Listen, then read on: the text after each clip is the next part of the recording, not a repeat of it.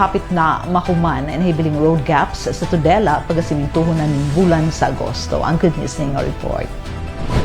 Padayon ang pagpalapad ni Congressman Sancho Fernando Ando F. Waminal sa mga proyektong infrastruktura sa Distrito 2 sa Misamis Occidental. Sugod ning bulan sa Agosto, pagasimintuho na ang inahibiling mga bahin sa pangunang edalan nga nagdugtong sa barangay Casilak, San Agustin, Kulambutan Baho ug Kulambutan Settlement sa lungsod sa Tudela.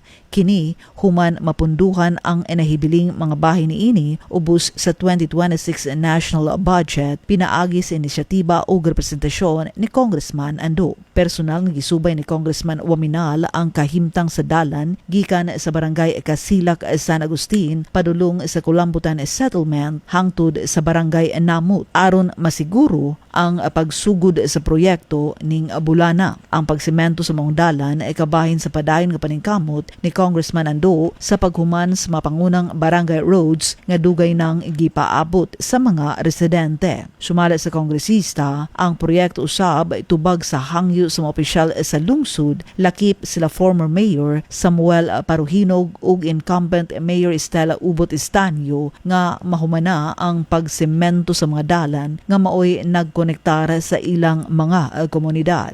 Duha ka nahibiling road gaps nga dunay kinatibuk ang gitason nga duulan sa 3 ka kilometro ang pagsementuhon. Sa gayon nga mahuman ang proyekto, gilauman nga mas hapsay na pagbiyahe sa mga residente, mas sayon ang pagdala sa mga produktong panguma ngadto sa merkado ug mas paspas usab ang pagatud sa nagkalain-laing serbisyo sa gobyerno ug emergency response sa maong mga barangay. Uban sa padayon nga pagsemento sa nahibilin nga mga bahin sa dalan, gilauman nga mahimong kompleto na ang koneksyon sa maong ruta. Usa ka kalambuan nga dugay nang gipangandoy sa mga lumulupyo sa Casilak, San Agustin, Kulambutan Baho ug Kulambutan Settlement sa lungsod sa Tudela.